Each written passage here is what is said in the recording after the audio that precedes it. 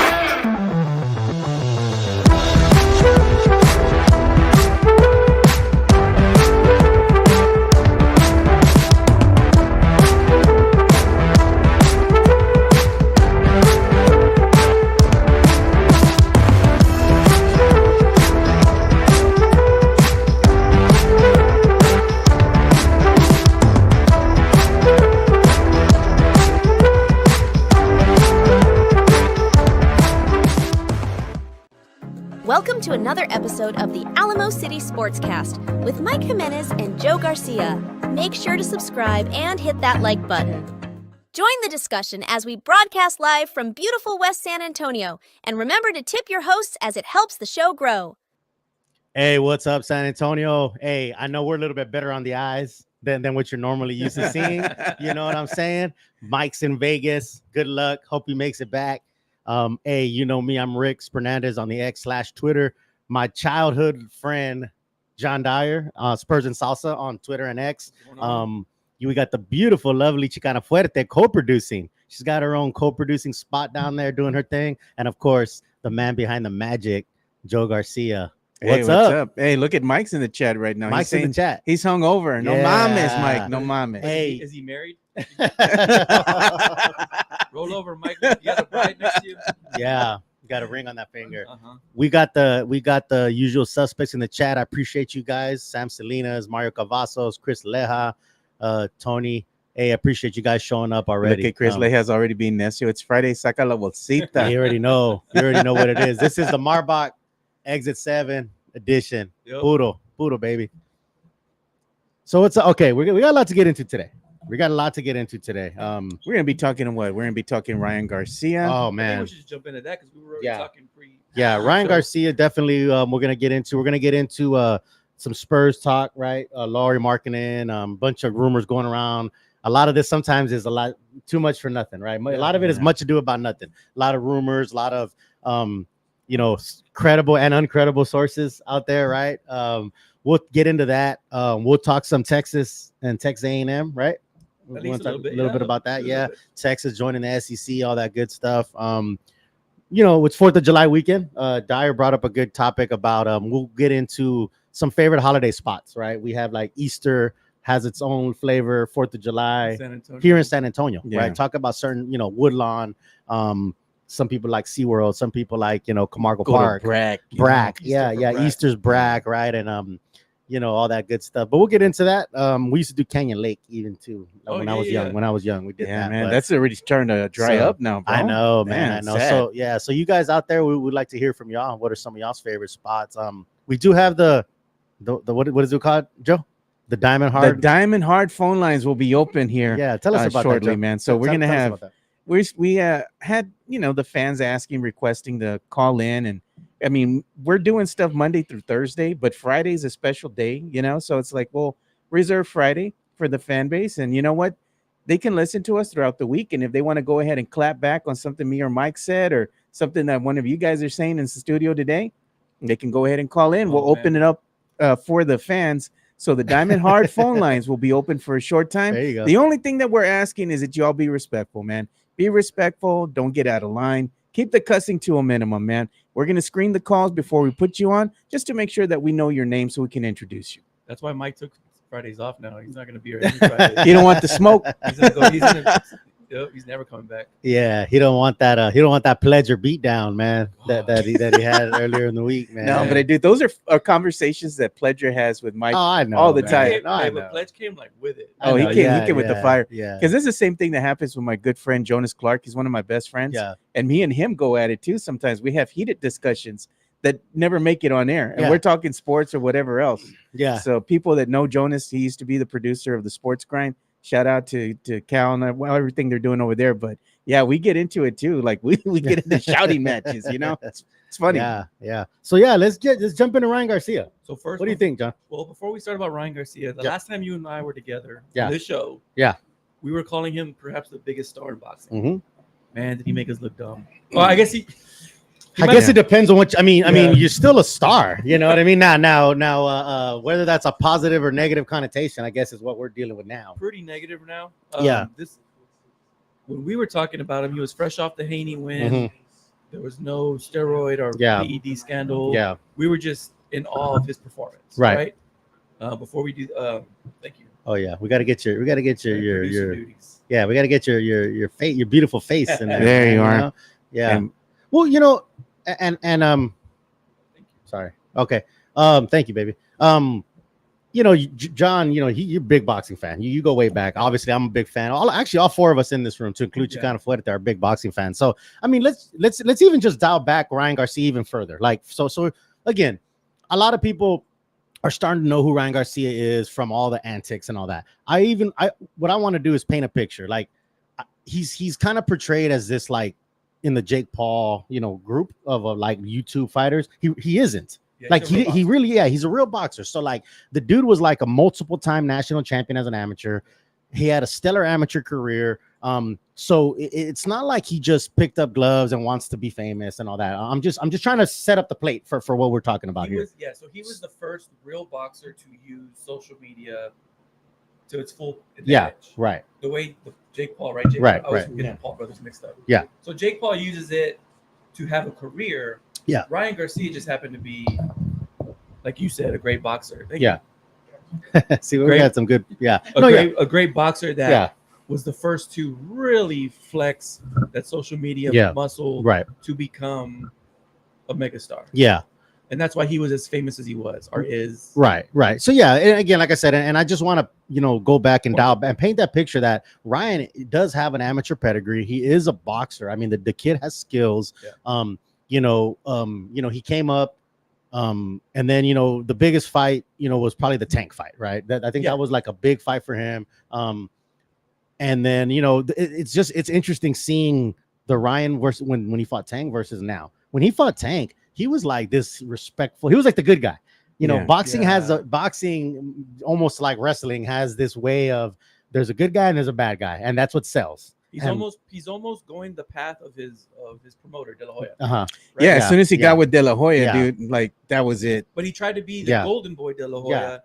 And then as we've seen Oscar kind of embrace his villain. Damn. Yeah. To Richard's point. Yeah. The heel role. Yeah. Oscar's Yeah. become Yeah. the Vince McMahon. Right. Ooh, Yeah. uh, Yeah. he became that on social media, and Ryan Garcia's like, you know what? That looks fun. Yeah. I'm gonna do the same. Yeah, but who else woke Yeah. up, man? I woke up yesterday morning, right? Early, clean the yard a little bit, get the pit going and everything. Gonna spend the day outside in the pool with the family and whatnot. Soon as I pulled my phone up, right, to look and see what's popping on the X, I'm like, bro, Ryan, what are you doing, man? I thought it was somebody acting a fool, like they're spoofing him. I said, this can't be him, right? So I click on his profile, sure enough. Yeah. And then he's just going off, just going crazy, dude. Yeah. I'm like, why are you doing that? He's just unhinged, man. Yeah, and that's the problem with social media is there's no filter, right? And not only that, but once you put something out there, it's there forever. It's there forever. Don't matter if you delete it. It's there. Somebody got that screenshot. Yeah. So maybe back in the day, Oscar was just as crazy as he is Sure. now. Oh, they didn't have social media. Right. Yeah. It wasn't until the famous photos went viral. Yeah. But even then, that was years later. Who knows how crazy he always was? Yeah. Whereas nowadays, if someone's crazy and they have a phone in their hand, we're gonna know real quick. And I that's a good point, Dyer. And I don't think this is anything new. It's just the platform is there with social media. The instant, like you said, hey, I have this dumb thought in my head, I'm gonna put it out there. Again, there's been celebrities all the way back to freaking Elvis that have been crazy, have done things that are wild and whatever. And it's just nowadays it's in everybody's face. It's in everybody's face. It's in real time. You pick up your phone, you see it. So I mean, put it in perspective. Again, I don't think it's like this like unheard of thing. Like when you're young and you get money like that and fame and fortune and like it's hard to stay grounded. Like it really is. Like I can only imagine how hard it is to stay grounded. And I'm not making excuses for Ryan. By no means am I trying to make excuse for Ryan. I'm trying to just paint a picture of what all this is, right? And another thing too is that since we are able to have that platform on saying whatever we think, and letting it out, you would think he'd feel better. Like, you got it off your chest. Oh yeah. And it's not. It's just making it worse. Right. Now the last time you and I were together, we talked about Ryan using the platform to. Is he tricking us? We called him crazy like a fox, right? Yeah. Mm-hmm. Is he still doing that? Because he's going to be away from boxing for a year. Yeah. Is he just trying to keep his name stay relevant? That's a possibility. Because let's be honest, the things he said were horrible. He's going to be the number one heel. Yeah. But here's the thing too. What's funny is there was a podcast. Anybody listen to The Pivot with Ryan Clark? Cody Rhodes was on it yesterday, and they asked him, who's the biggest heel in sports? And man. And Cody Rhodes was like, there's not really a heel. Nobody's that hateable. And Ryan Garcia might have just put himself to that point where in a year when he's not banned from boxing, are we all going to be interested? I don't think I'm going to be interested in this dude no more, man. From not just what he said yesterday, but his antics, even before his last fight with Haney. He's just unhinged, man. It's like, I got you. I'm just playing. No, you're not playing, bro. There's something really going on with him. And he's shown that he's had mental issues before. And that's an important thing to remember here is that I think that the thing that we can take out of this is mental health is important, man. Sometimes you need to go ahead and take a break. And he's done it before. I think he needs to take a break again and reevaluate himself. Like people that are in his camp that really, truly care for him, they need to sit down and have that discussion with him and say, hey, man, this isn't normal behavior, bro. We need to get you some help. You're going through something. He's going through something. I don't know if it's the pressure mixed with maybe he has anxiety, something else going on, but he needs to work out some things, man. Yeah. And even his father and his parents have made comments and statements and saying like, hey, we don't approve of this. He's unhinged. Our guy Jimenez says, why am I making apologies for Ryan? I'm not making apologies for Ryan. I'm just trying to. Things aren't as simple as this and that, like in life. That's my opinion. I don't think things are that simple. Now, at the end of the day, like he made some homophobic comments. He's made some racist comments. That's the Coco talking, man. That's definitely unsad. Like he shouldn't be talking like that. Especially again, he says in one side of his mouth, "I'm a Christian man," and I'm God, love and then Jesus he does that. Now there's a lot of people that do that. Again, Ryan ain't the only one doing this stuff. True enough. Here's the thing: there's a lot of racist and homophobic people out there that are just not going to say that. I think Ryan thinks he can get away with anything. I guess at this point, he feels like he could just get away with whatever he wants. He can say what he wants. He's unhinged. He really is, and he does need help because do we think he's unhinged or is he trying to stay relevant? Probably a little bit of both. Because we thought he was unhinged. And we all thought, he's gonna lose a fight. And then he surprised us. And we came on this show. He's crazy like a fox. Is he staying relevant? Because we've seen Floyd Mayweather. He built a career. He's an amazing boxer. But he sold all those pay-per-views by being the heel. But Floyd did it like he wasn't saying racist and homophobic stuff. But what I'm saying is Ryan Garcia taking it to the next level? I think again, life isn't as simple as this, that, or it's only this or it's only that. It's probably a mixture of both. I guarantee you it's a mixture of both. He wants to stay relevant. He knows that, in this day and age of social media, you have to, clickbait. People have to see you. You got to be around. Like that's just what it is. Like, here's the thing. We're all talking about how horrible he is, how this, he's that, but we're still talking about him, right? He's still relevant. Exactly.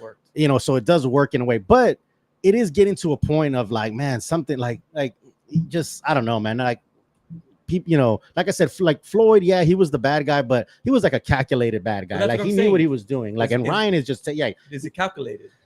Man, I don't know, man. That's a tough question. That's not calculation. That's just destruction. I think it's a mixture of both.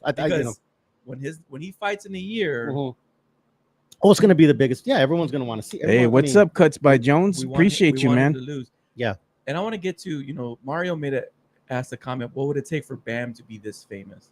And we should shine Bam. Yeah, because Bam's a superior fighter. Absolutely. Yeah. Bam, of course. Yeah, Bam was amazing. I mean, that win against Estrada was legendary, man. It's amazing. And this is actually an interesting juxtaposition of us as a society, because Bam, he should be as talked about as a Ryan Garcia and Floyd. He should be that high level. Now, there's a few things working against Bam. He's 115 pounds. Yeah. I mean, in America, it's hard for people to get excited about 115 pounders. We love him. I mean, he's from San Antonio, so obviously, and Bam is like an amazing superior fighter. Like watching him fight, like angles and what he's doing in the ring, like it's like he's like a savant in there, man. Like, and he's only 24 years old. That's what's wild. Like if you watch boxing and know boxing, you see all these little things that he's doing, like foot feints and angles and moving. Like that's something that like Floyd was doing, you know what I mean? Like after years of earning a craft, you know what I mean? That's something that like Muhammad Ali was doing. Like I'm telling you, like and I'm not trying to be like over hyping this, but like he is doing things that like legendary fighters do, like Sugar Ray Leonard, like all that kind of stuff. And he's only 24. Again, being in such a low weight class, there's not a big name. If Bam weighed 20, 30, 40 pounds more than he does right now, oh man, he'd be. If he was at 140, 147, if he was at 140, yeah, he'd be such a star. This discussion here is really good. So I think it's time for the listeners to chime in here. So we're gonna go ahead and open up the Diamond Hard phone lines, man. So let's go ahead and give a shout out to our sponsor, MCS General Contracting. As we wait for a call, we should. To your point about Bam, though, do you think he could sell out in San Antonio? Oh absolutely. Yeah, he should. And that would be the next move. Yeah. Oh yeah, I would love for the Estrada fight to be here. Yeah. The next one, if they do. So if you all want to call into the Diamond Hard phone lines, the lines are now open, man. Just go ahead and call the number on screen. Oh, there you go. If you got something to say, you want to chime in, we'll go ahead and bring you on. You can be part of the discussion. Yeah, but no, like Dar was saying, I think Bam would sell out here. That'd be huge.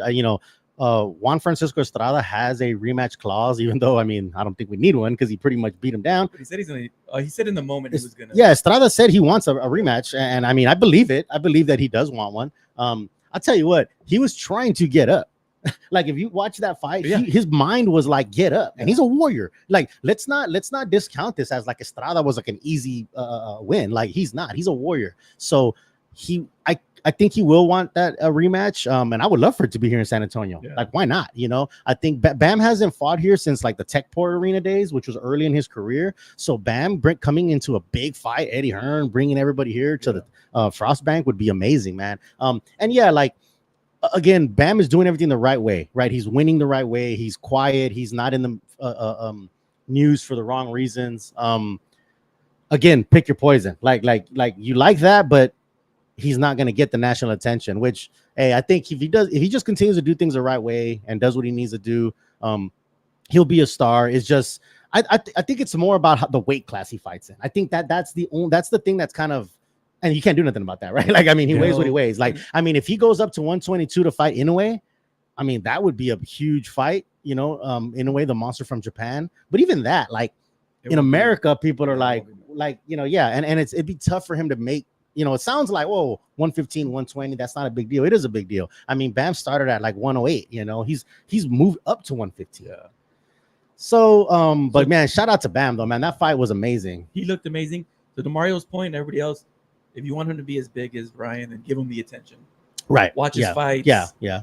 Right now he's just on the zone, so just subscribe and watch them. Yeah. That's how they determine it. Yeah. With apps nowadays, it's probably easier than ever to determine how many streams did this fight. Yeah. Right. And it's tough. You want to talk about there's been a few little guys like Michael Carbajal, Chiquita Gonzalez, Ricardo Finito Lopez, those guys that kind of, the Johnny Tapias and that kind of broke into the American like big star, fights. They fought on pay-per-view and stuff like that. Yeah. And I think Bam will get there. And it's, again, he's just doing what he's supposed to, and like he's gonna catch notice. He's gonna catch notice the right way, and he's Tim Duncan. There you go. That's a good way to put it. There's a good way of putting it. He's Tim Duncan. He's gonna do the right thing for the right reasons. It might not be flashy and sexy to the untrained eye. Yeah. But that's a good point. That's a good analogy. That Bam is more like a Tim Duncan. Tony Ornelas actually just gave us a little bit of Pledges on here saying he's scared Mikey. Pledge you scared him all the way to Vegas. Yeah, he's probably in his room right pretty now. bad. He didn't show up today. He didn't want to take the calls. He didn't want to take the smoke. No, but Tony Ornelas was kind of sharing some breaking news with us here. He was letting us know that they have some breaking news that the Spurs are rumored to be interested in one Brandon Ingram. Oh, wow. And says sources have told the Hoops Wire that the San Antonio Spurs and Charlotte Hornets have emerged as potential Ingram suitors, as have the Atlanta Hawks, who will soon officially be moving a guard, they said. So Murray. It's they're trying to make some moves, man. So Brandon Ingram would be nice. He fits in the roster right away. Yeah. You put him at the 3. Yeah. He fits Brandon Ingram would be right really away. nice. Yeah. And again, we got myself and Spurs and Salsa here talking boxing, talking Spurs, talking all things Puro. And Mario Cavazos just dropped us with some love here. Yeah. $4.99 super chat.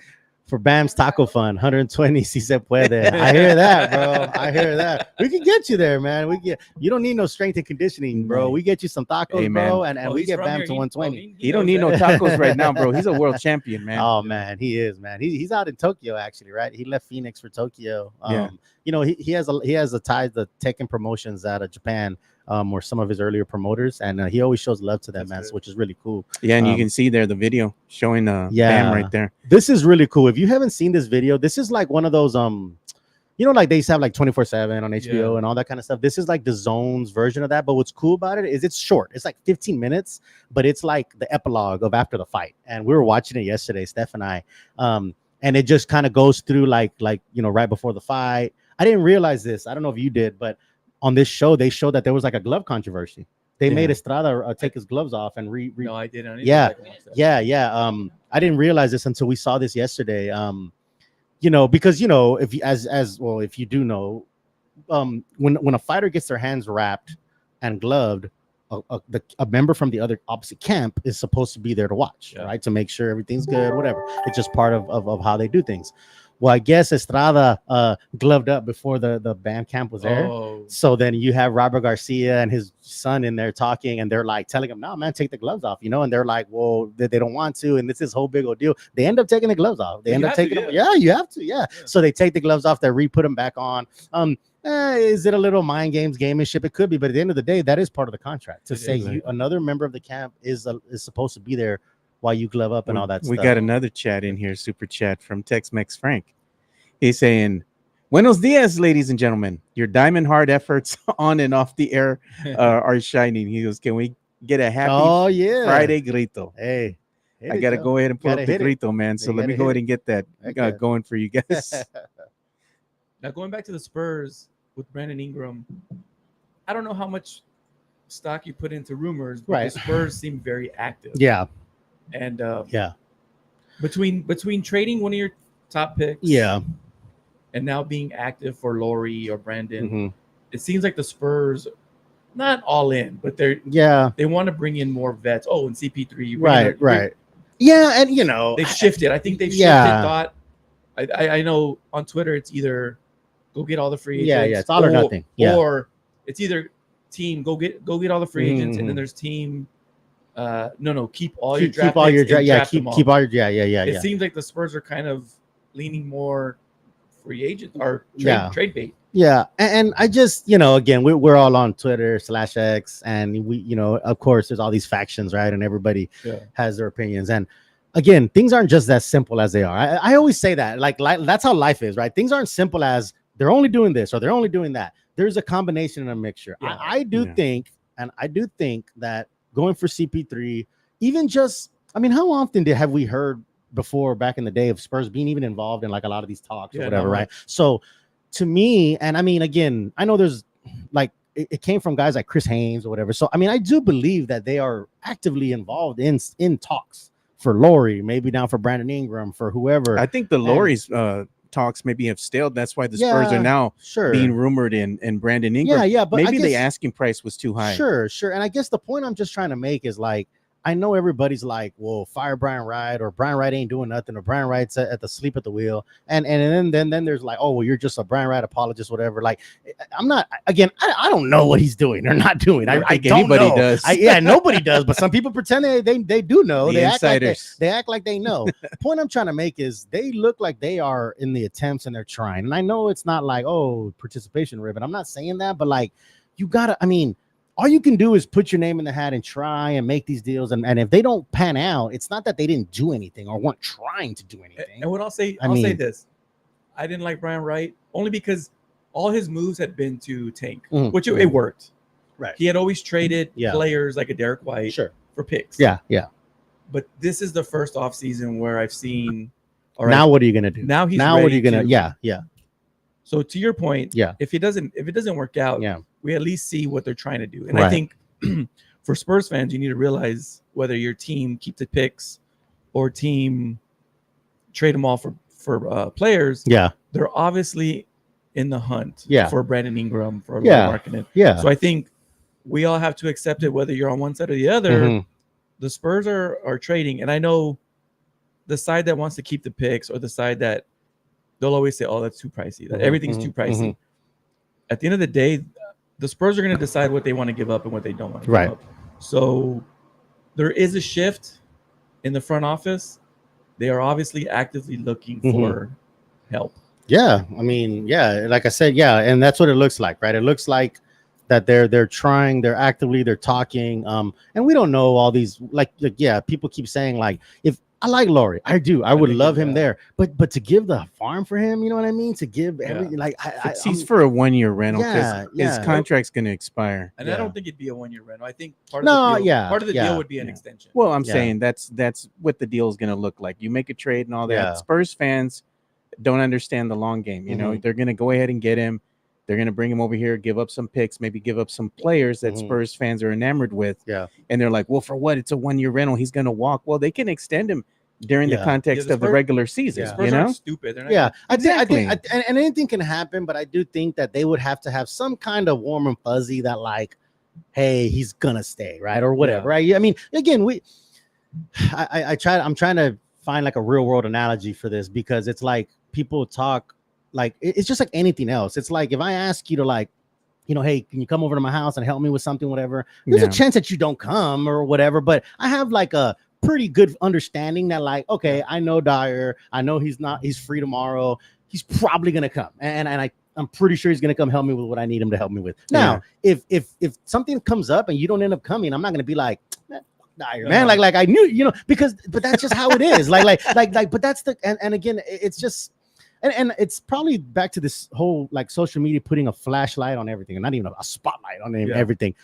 These things have happened the same way years ago. It just wasn't so readily in everyone's hands and everybody's face. Yeah. You know what I mean? She kind of put this sharing the news there on Ingram? the X about Brandon Ingram. And I'll say this as Spurs fans, it's okay to change your mind when new information comes. Like for me, I thought Brian Wright didn't do anything but trade away. Now that I know that they're actively in the mix for players, I'm changing my mind. I think Brian Wright has shifted focus. Right. It's okay to come off of the narrative that you held on so tight. Well, and I look at what Mike's saying. He goes, why the sudden change from the Spurs front office? Pressure from Wemby. And that's the thing. Wemby wants to win now. Sure. He even saw last season when they weren't winning, they were on their losing streaks. He was visibly frustrated because they lost some close games there. The Spurs had some of these games, and they lost it in the winning seconds because of, miscues. They made mistakes out there on the court. And Wemby wants to win. Sometimes Wemby was like, you know what? F all that. We're winning this game. Well, to Jimenez's point, what I just said, the Spurs did the same thing. Hey, we got Wemby. We don't know how good he is. We don't know how fast it is. They've shifted. They said, okay, he's actually really, really good. we're going to start going all in on these Lorries and all these Brandon Ingrams. It's okay to shift focus. Right. When you get new information, it's okay to shift your narrative. Right. Well, and I think what the problem with that is, and that's why I always say this, like, I don't ever want to talk in absolutes. I think what the issue is people say things like, I know for a fact this. Yeah. And then when it's some new information comes, you're either going to backpedal and say, oh, well, this new information, or you're just going to like stick to it regardless. Yes. And that's what it is. Yes. And that's why, people, what happens is, it's almost like it's an ego thing where it's like, I want to be right. So if I said, Brian Wright ain't doing nothing, no matter what he does, I'm still going to say, well, he really ain't doing nothing. Like, I'm going to somehow massage things to my narrative that I want, or that's how some people feel or whatever. And that's why I like to say things like, look, I don't know. It could be this, it could be that. Yeah. So when new information comes, that's how you stay flex, whatever. And ultimately, none of this matters because, like, it's not like the front office is asking us for our opinions or anything like that. Mm-hmm. So ultimately, none of this matters. And again, it's just kind of funny when people kind of, I know we're fans, theoretical. But people think like, or it's funny to me when people say stuff like, oh, well, you don't want them to draft or to trade the picks, whatever. Even if I don't want to trade the picks, doesn't mean the Spurs are going to listen to me. So it doesn't matter. Well, but it's just, we get so wrapped up and we want to be part of the game and we want to feel like we're there and we're involved and all that stuff. But it's just interesting. It's just people's egos and takes. Yeah, one of the things that's been rumored too that I saw kind of picking up a little bit of steam over the last couple of days is we had talked about the Spurs signing DeMar DeRozan because he is available. Yeah, they could get him, for the cheap, maybe get him as a 1-year rental, 2-year deal, second year is an option, so basically a 1-year rental. And a lot of Spurs fans are like, no, I don't want him back on the team. Mm-hmm. Y'all didn't appreciate him when he was here, for one. Yeah. We're 500. It wasn't all on him, man. It's like, this wasn't all his fault, but he was a good player out there on the court. Why wouldn't you want him back? He would make the team better. I get that. I know Spurs fans have an issue. They're like, well, we're trying to tank because of next year's draft. It's so stacked that there's still picks going to be available even in the latter portions of that draft. So you could still get quality players. If you want the team to get better, do you want the team to get better now? Or do you want them to go ahead and just be forever laden going into the draft because, it's another stacked draft. Oh, it's another stacked draft. At some point, the Spurs fans have to pick their poison. I think there's a section of Spurs fans that are afraid to start trying. Because if you're always tanking and you're stacking picks, the future's always bright. Right. You have that hope, I guess. But if you start trading picks and you start trying to win, you might fail. Right. And I think some fans are like, what if we fail? What if we trade for Lori and it doesn't work? What? They're afraid of the real future because you can have this fantasy where you have, because let's be honest, the Spurs could have 4 first-round picks next year. They can't use all those. Right. You're not going to bring in 4 rookies. Roster spots, paying them. Whose spots are they going to take? Like, all that good stuff. You can't be afraid of the future because you look at Dallas, right? They got Luka, and they went all in with Kyrie. And they worked to a degree. They weren't afraid. Right. And I do agree with Pledge. DeMar doesn't really fit. The only way DeMar fits on this roster is if Vassell was part of a trade for, let's say, Lori. And then you're bringing in Lori and DeRozan. Right. But now that's a whole nother conversation. Yeah, that's a whole restructure of the roster. Yeah, but Spurs fans are like, well, the only 2 players that are untouchable are Wemby and Vassell. And I'm like, the only person that's untouchable is Wemby. Yeah. Now, I like Vassell a lot. Of course. Yeah. But he's not untouchable. Nobody's untouchable but exactly. Wemby. Right. Yeah. I mean, case in point, look at what happened with Malik Rose. Look at what happened with Avery Johnson. Sean Elliott. Yeah. George Hill. Yeah. And my only thing too is like when we say things like Spurs fans, there's so many different like factions and different whatever. So clicks. So like the people that don't think like me, that's who I'm talking. And I'm not saying me. I'm saying like the people that don't think like me. When I say Spurs fans want this, I'm talking about those other people, right? And they're talking about these other people, right? Yeah. And all this. So it's just so crazy, man. Like at the end of the day, though, there's always going to be somebody upset with something. I guarantee you draft or if you get marketing. There's going to be a group that's like not happy with it. If you stay with the picks, whatever, there's going to be another group not happy with it. I mean, you could probably bring in Giannis, and I guarantee you will find somebody that's not happy. He's too old. You could bring Luka in with Wemby. Someone's not going to be happy. So ultimately, you're not going to please everybody, and that's how life is. Life is like that. You're not going to please everybody. So the good thing is they're not trying to please us. They're not trying to do that. They're trying to build what they think is a winning roster to go forward. Whether we agree with that or not, it remains to be seen. I guess that's how I look at it. Yeah, and my main point was they're obviously trying to get better now because they're in these trade talks. Yeah, and they have a war chest of trade of draft picks where they can do it. Yeah, and they're obviously working towards it. Yeah. So for the Spurs fans that want to hold on to picks, it might be a rough summer because they're in talks.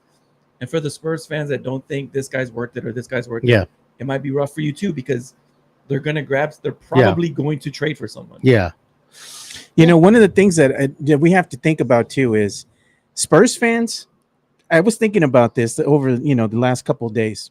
They're so upset, and you have the factions fighting with the Spurs Twitter amongst themselves, and we've seen it's been the worst that it's ever been. Right? Because Spurs fans are spoiled, right? Yeah. But the thing that Spurs fans are missing here in these rebuilding years is you're missing the ride, because it means so much when the team actually starts to win that you don't enjoy the ride. You don't enjoy this team building, this team getting, gelling together, getting better. And that's part of the whole appeal of sports is your team watching them get better, right? Watching them rise. It's important because you miss that because, they're no good and this and that. And all you're fixated on is, being critical of the front office, being critical of Coach Pop, being critical of every little thing that's happening because Spurs fans are spoiled that the team isn't winning. And what they're not letting themselves do is allow the building process, allow the ride. To play devil's advocate, it's been a while since they've been in the playoffs. I understand that, but I'm saying that's why it's so special when your team gets back there. Yeah. You got to remember this franchise up until this last run, they had only missed the playoffs like 4 times in the history of the franchise, which is wild. It's one of the winningest franchises. Yeah. So it's a little spoiledness, but it's been a while, and I see that. But what I wanted to ask you guys, because I saw somebody say, "Don't trade the Atlanta pick in 2025." Is that untouchable to you guys?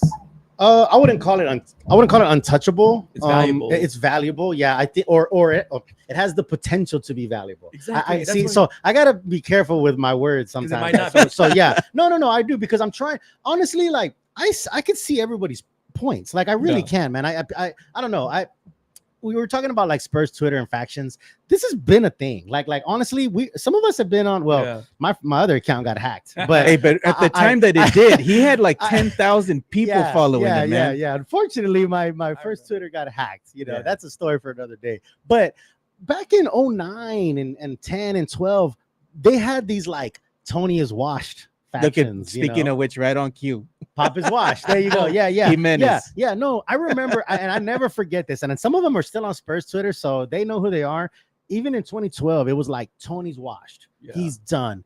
We need to get rid of him. This, that, and the third. So there's always been this like discourse and factions within Spurs Twitter, but it was like, I think it was like team positive versus team negative, and that was the only. Then now it's like the NWO, like it's branched off into all the one thing that we haven't done, Cobra Kai, like Wolf Fang, and all these different factions have broken out. You know what I mean? Yeah. It's just, it's funny, man, and I can see people's points, and I'm not gonna argue with somebody, man. I'm not gonna try to make somebody. I'm not gonna try to turn somebody into what my opinion is. Yeah. I'm really not. And that's what I was gonna ask right now. One thing that we haven't done is we haven't asked Chicana Fuerte's opinion, because she brings a different perspective being a woman, and you're seeing these games with Rick, right? You've been to these games, you've been to a lot of games, even road games, you've seen all these fans.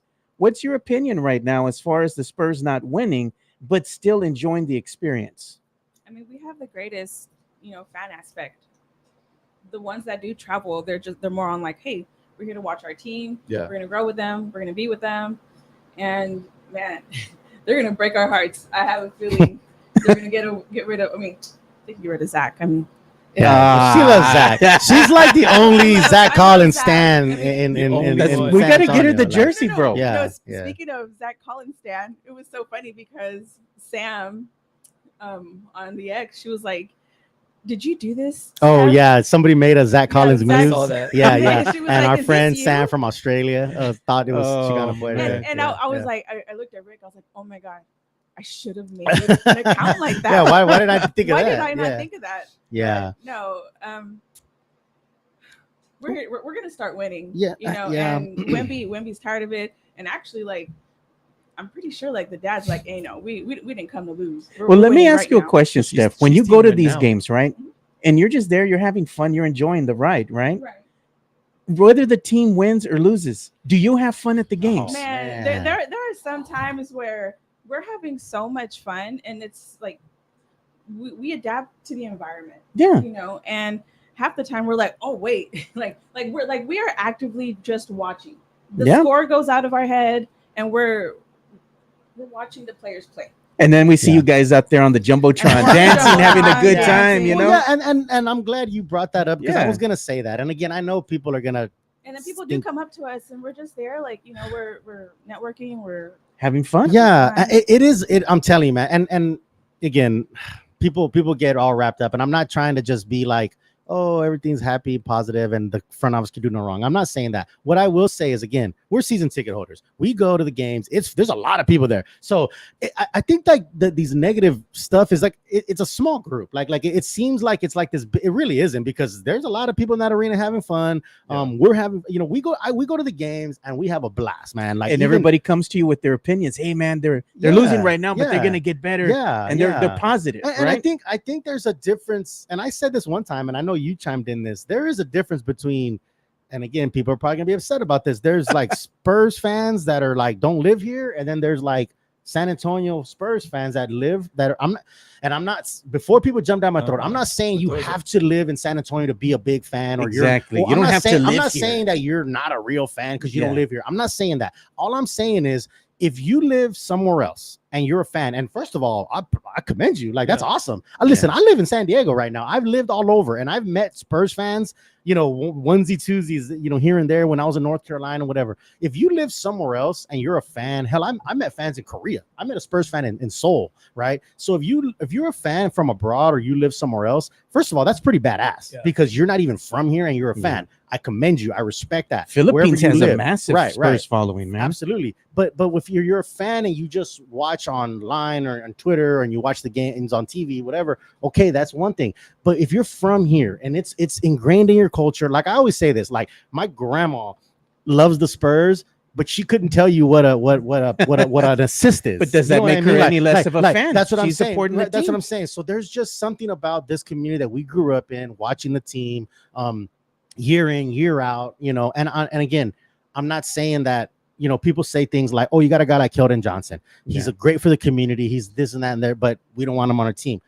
I get that. Like, I'm not saying like these guys are like superstars or all stars or untradeable, but they do a lot in the community. They do things like Sandro was at, you know, the little gathering that they had not too long ago, signing for everybody, taking pictures with people. I mean, I know Zach Collins was at Methodist Hospital a few weeks ago talking to the nurses. Right. My wife works there. Yeah. And I'm not saying that keep them just for that. I'm not saying that. I'm just saying, though, there is a bond. There is something there that people get attached and enamored with. Now, on the flip side of that, when they do leave, hey, thank you for your service. I love, you know, and then we move on. Like, I mean, that's kind of how I try to be. You know what I mean? Like a guy like Drew Eubanks, for instance. Love the guy. He was here. He was awesome. Never going to be an all-star. Never going to be Drew Eubanks is untraded, you know, is untouchable. He's a great guy off the bench. Yeah, he's a great guy. Energy you know, player. So I don't know, man. I just, that's kind of, it depends on like how you became a fan or how do you see that. You have stuff, the gatekeepers, is what I call them, and they're the ones that are telling other people how to fan. Nobody should tell you how to be a fan. You should be a fan one way or the other, however you want. You'll see. They don't like the front office, so they're not a fan. Yeah, you're not a real fan. You don't know ball, this and that. I'm just like, man, it don't matter, dude. And if somebody disagrees with what I say or whatever, I try not to go that route of like, well, you don't know ball, or you don't know, like, because that's silly. You know what I mean? That's silly at the end of the day. You know, like, look at that. We got our man from the Netherlands, right? He's been a fan since David Robinson days. That's awesome, man. Oh, look at this. It's the same. His mama was buried in her Tim Duncan jersey, and he wore her Parker jersy as pallbearers. Dang, I mean, that's hard. That's hardcore, man. That's what I'm saying. That's what I'm saying, man. So I think, like, a point I'm trying to make is, you know, I can only speak for myself. I can't speak for other people, but we go to the games, Chicana Fuerte and I, we have a good time. We have a blast, whether they win, whether they lose. We go to games in Phoenix. We go to games in LA. Lately they've been losing, you know, unfortunately. They've been losing, you know. But it still doesn't cheapen the experience. It doesn't. I don't think so. I mean, I think so. Now, of course, winning and getting the playoffs is even awesome, better, and is the, you know, and I guess it's just, again, being critical of the front office. They ain't gonna listen to me. So I don't know. I try not to put that negative out there. That's just the way I look at it. But I'm not saying that I'm not saying like, well, you should never be negative or you should never be critical of the front office. I'm not saying that. Like, I get that, man. Like, nobody's perfect, man. Nobody's infallible. Like, they've made mistakes. They've done the Primo thing. They did what was the other guy? Fake Luka. The other Luka, the Samanich, right? Like, yeah, like Sandwich, that. Yeah, like yeah. Yeah. Looking back, like that was a horrible pick, man. And I think that's the thing is there is the Spurs were the best front office in all of sports for like 20, 25 years. Right. So they have this bulletproof vest with some fans where you can't say anything wrong. Yeah. And then I think there's other people that think, oh, well, Tim Duncan carried them. Right. There's no absolute. Yeah. Like, to me, you can criticize some moves and you can enjoy these moves. Like with Brian Wright. Yeah. He did a great job with the Jakob trade. Yeah. The Derek White trade doesn't look as great. Look at Harry Austin. Everybody wins and loses. Hey, your guy Harry Austin. Awesome to see Spurs and Souths on the big screen. But look at what he says. Oh God. Despite it's just is this the Broncos fan? Is this the Broncos fan? Yeah, my man. What's up? He's cool. Harry Austin's legit. He gave me a San Antonio FC tickets one time. They're amazing. He's awesome. That's the biggest San Antonio FC fan. That's cool, man. And that's the thing, man. I laugh stuff off, man. Like, people will get on Twitter and say crazy things or whatever. I try to laugh most of that stuff off, man. Like, it's not personal, man. It is what it is. We've actually met people from Twitter that are I've not had a bad experience yet of somebody that I've met off of Twitter, like in person. Like, we've, Chicana Fuerte and I. We've like grown friends from them. Yeah. And it's they're like, oh my God, you guys are the same off and off the screen. Is there a second like button we can hit? I wish there was like second subscribe buttons. You know what I mean? Right. Like, hey, we appreciate the love, though, man. Absolutely. We really do. Yeah. But we're always talking about Spurs, and we need to start talking about Summer League, because Summer League is going to be starting this Saturday. Yes. I know Rick. Yes. You like to travel, man. Yeah. Will you be at Summer League? Absolutely. I will be in Vegas. So it's been a tradition for my sons and I. We've gone since 2015, which was the year when Kyle Anderson was there and Becky was the coach. They won the championship. They gave her the reins to coach the team. So the first year that I went to Summer League with my sons, it was that year. So it was 15. It was after they had won the championship. Kyle Anderson was a rookie. Was that the infamous Kawhi incident? No. That was later. There's a few like pretty infamous Summer League situations that I've been in. But the first year we went was the year that Becky was the coach and they won the championship. And ever since 2015, my sons and I have gone every year. It's like a father-son tradition.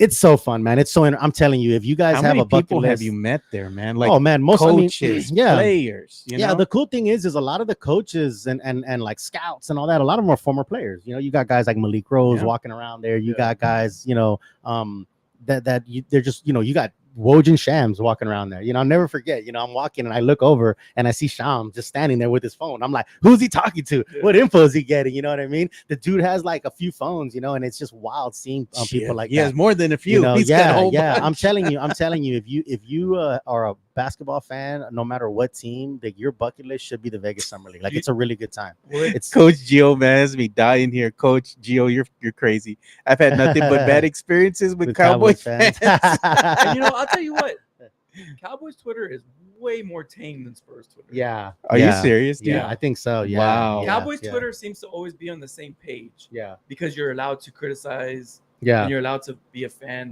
Like, even the Dak. Like, Dak's such a lightning rod for conversation. Even when they're arguing about Dak, it never gets as ugly. Yeah. Tim Gonzalez says, "Hey, Joe, I got a question for all of y'all." Shoot, Tim. Shoot your shot, baby. While we're waiting for Tim's question. Man. But going back to Summer League, will it be more fun now that the Spurs are in so many trade talks? Yeah, I think so. I think so. Checking your phone during games. Yeah, I think so, because you're kind of like, things happen during the Summer League, man. Yeah, you're in the mix. It's exciting, right? Yeah. They're watching somebody young develop, right? Yeah. And then you're like, oh, breaking news. Yeah. And the cool thing about this Summer League is that you're gonna have City Sissoko leading that Summer League team, man. City's gonna be balling. City's gonna be balling. Obviously, we're gonna see Stephon Castle. I'm ready to see everybody Ingram. is, man. You know what's an interesting roster is Jameer Nelson Jr. Jameer Nelson Jr. is going to be on the Spurs Summer League team. Yeah, for real, dude. Jameer Nelson, his dad. Yeah. So he's going to be on the roster. It's a fun team, man. There's a couple of guys from the Austin Spurs. Our guy Willis Hall is one of the coaches. He used to be a coach for the Spurs, and he's a friend of ours. But another thing about City, he lost 20 pounds. Oh man, yeah. Ooh, man, he's gonna be flying out there on the court now. It's because the tacos in Austin suck. Wemby gained weight here. Right? He's probably been eating those torchy tacos, dude. He's like, man, City lost weight. I like torchy. Yeah, torchy's $5 a taco, man. Come on, it's expensive. City's looking slim down. He's looking sharp, man. I think we're gonna see a leap from City this year, man. Man, if that bag doesn't have all that grease on it, I don't want it. Wemby last year at Summer League was wild. Well, I mean, it was wild. Yeah, that was so crazy. My sons and I were on a Bleacher Report thing about people that were waiting in line. So early. Yeah, people were waiting in line. So here's how long was that line when you were there? This is what happened on the Summer League for last year with Wemby. We it was like a Saturday. So we showed up in Vegas Friday night, right? We just got to the Airbnb, slept, whatever. I told my sons, I said, you know what? I'm gonna wake up early and get some coffee. I'm just gonna drive by the Thomas and Mack Center just to see the vibe. This is like at 7, 8 in the morning. The doors don't open till like noon or something. Thankfully, you're on Texas time too. Yeah. The doors don't open till like noon or something. So I'm like 7, 8 in the morning. Like, man, I'm gonna go just drive by, see what's going on. I go up there and there's a kid. Yeah. I'm on the phone with her. She's in my ear for the AirPod. There's a kid asleep. Like in a sleeping bag, asleep on the deck in line for the Summer League. And he's real quick, we'll get to this chat. What do we got here from our guy John G? Thanks, John G, for the $1.99 found the second chat. like button. Nice. There you go. Thanks, John. Appreciate you. But yeah, man. So this kid is asleep, waiting, and I'm already like, he ain't just for him. I guarantee you, he's holding like 5 spots or something, Yeah. So I know there's people already waiting. This is at like 7, 8 in the morning, camping out. Yeah, and the doors don't open till like noon or whatever. And I said, F this. I told my sons, hey, y'all better get up and get ready or whatever you're gonna do. Putting this to shame. I wasn't like ready to go. I was just chilling. I was like, I'm gonna come back to the Airbnb, get dressed, get ready, and I'm coming back to get in line. They motivated you, all those people. Yeah, exactly. So I went back, got in line, and we were like the 4th or 5th in line. But how many Spurs fans? Oh my dude, there was so many fans, man. And they started getting wrapped around the door. It was a wild. Because you shared a video, I think, in a photo with me. You were like, "Hey, bro, look at how it is." This because basically the way the Summer League works is you can buy like ringside. I always say ringside, courtside or whatever. You can buy, but they're like crazy. You could buy $40 seats, and those are general admission. And basically, isn't it for the whole day? First come, first serve. Yeah, it's for the whole day. Yeah. So basically, you buy the $40 general admission tickets, and it's first come, first serve. So they open the doors, and you could get.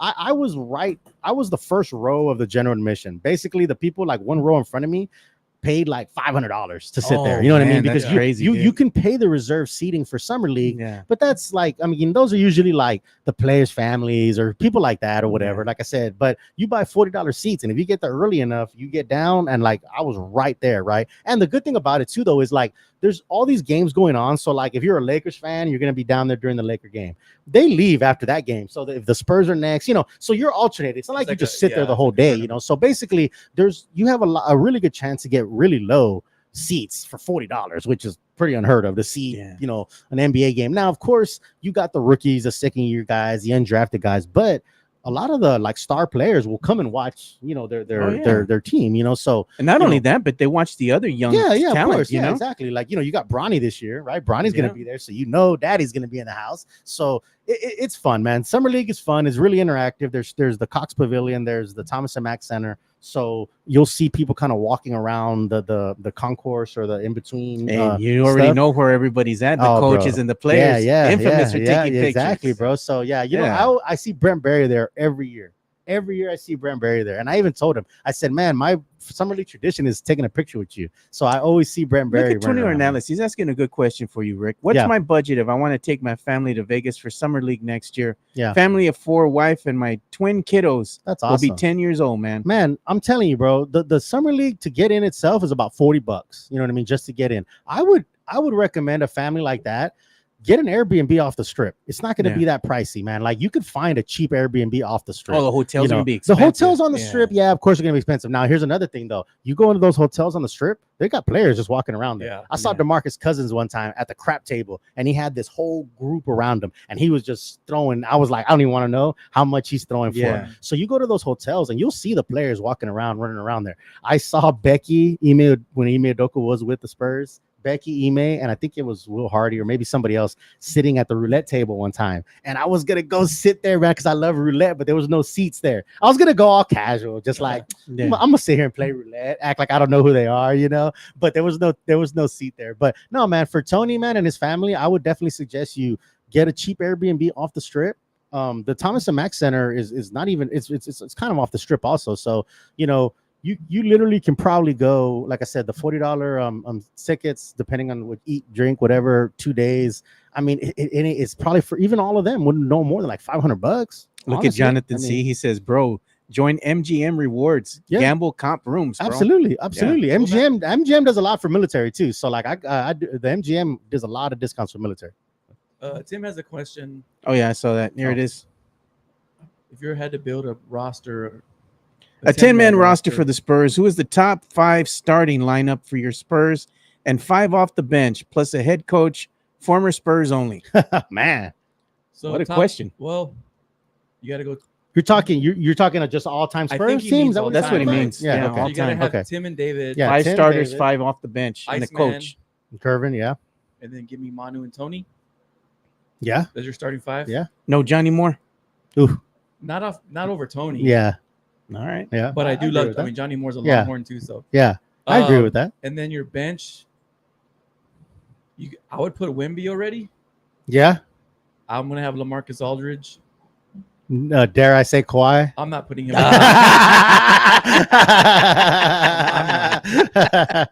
Come on. So I got Wemby and Aldridge up. What about Rodman? I don't think he makes it. No, I got Alvin Robinson running my point. All right. I like that. You look at his stats. He's a horrible human being, but he's. You know what? One of the better point guards that we've had that I think would be good coming off the bench that doesn't get enough love. Rod Strickland, dude. But not over Alvin Robinson. Not over Alvin Robinson, but Rod Strickland's another one of those Spurs guards here that doesn't get a lot of love, and he's one of the better ones. He left quick. What about Tracy McGrady, man? Spurs legend Tracy McGrady. Well, can I like play Back to the Future and be like when he was good? Well, then you know, like Dominic Wilkins. Moses Malone, Dominic Wilkins. Yeah. So I would get that's a good Aldridge question. Yeah, and Wemby already in my front court. No Silas Love.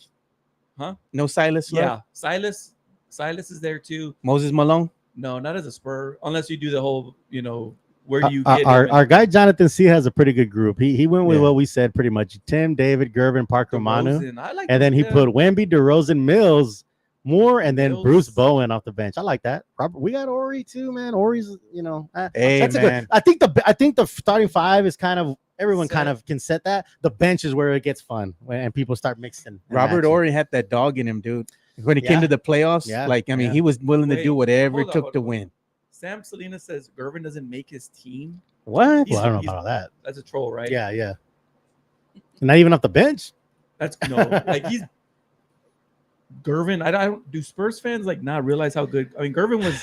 Yeah, I think he was on the all-decade. Yeah, team. yeah. It's like it's like with boxing arguments. About guys like Rocky Marciano and Ali and it's hard to argue when you say, well, it was a different era and that's why Joe was so good about bringing up like Silas. Sure. You got to give those guys credit. You got to give the OGs. And for those of you that don't know your Spurs history, I mean, the Spurs had was it 10 or 20 episode docuseries? Yeah. Oh man, it's so cool. Yeah. Ring Around. Yeah. You know what's crazy is what's crazy is like those 80s teams. They were getting knocked out by Showtime Lakers. Yeah, if you look, they went to the Western Conference Finals sometimes against the Showtime Lakers. Like if you go back to some of those teams, they took the Showtime Lakers to 6 games. I don't know what year. Man. Some of those teams were just stacked. The Blazers, the Warriors. You had the Lakers. He's talking about early 80s. Early 80s. Yeah, like what I'm saying is those 80s Gervin teams were a step away from going to the NBA championship. I think they went to the Western Conference. Yeah, Finals. That's what I'm saying. They went to the Western Conference Finals a handful of times and lost to the Showtime Lakers. Can you imagine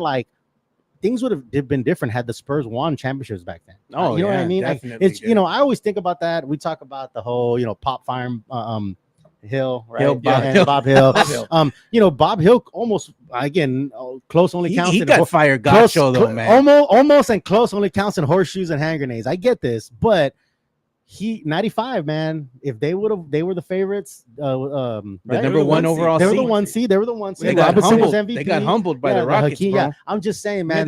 We had that Montel Jordan song. Yeah. This is how we shoot it. You know what? Somebody else on Twitter had said like, "What?" YouTube. Yeah, they were like, "What Spurs song do you think of or something like that?" And that's what I said. I said the Montel. Yeah. This is how we shoot it, right? And it's funny because it was about that 95 team. Yeah. If you could find that on YouTube, it's on listen YouTube. To it. Yeah. And I think last year when they did the Alamo Dome game, they had tag team play. Yeah. They should have had Montel Jordan. True. Should have had Montel Jordan. Yeah. Look at Jesse A. I'm going Rasho, Malik, Jefferson. Dude, you might as well throw Dwan Blair in there, man. No ACL, man. Oh, dude. My God. Who was our center with the mullet in the early 90s? Shinsis. Yeah. Rest in peace, big fella. Man, who was my guy in the 90s? Antoine Carr. The big dog. Yeah, man. Yeah. I used to also like the bruiser, Frank Burkowski, dude. He used to get scrappy, man. That'd be a fun question. Who are your off the bench all time? Hey, man, Frank Burkowski like throw hands, bro. He's always getting into fights. Yeah, man. He was like the beer Lambier. Yeah, they would throw him in there. He was the enforcer. So when things were getting rough, getting deep out there, and people scrapping it up, they'd be like, "Hey, man, go in there, give me 2-3 good fouls. Yeah, go knock people out, bro." I love it, man. That was the old school basketball back then, man. But Spurs fans, I mean, we had some good teams, but even like in the 80s. Early 80s, really late 90s, we had some really good rosters put together. But the problem is you had those hurdles in front of you because the West was stacked with talent as far as like the Utah Jazz, which humbled the Spurs a couple of times when they had Rodman. Stockton Malone, man. The Stockton Malone would always knock out the Spurs early. What was a big center they used to have? What's his name? Eaton? I think it was. Yeah. Mark Eaton. Even those Charles Barkley Phoenix teams, remember? I mean, they would, the Spurs, they would. Who can't forget Charles Barkley?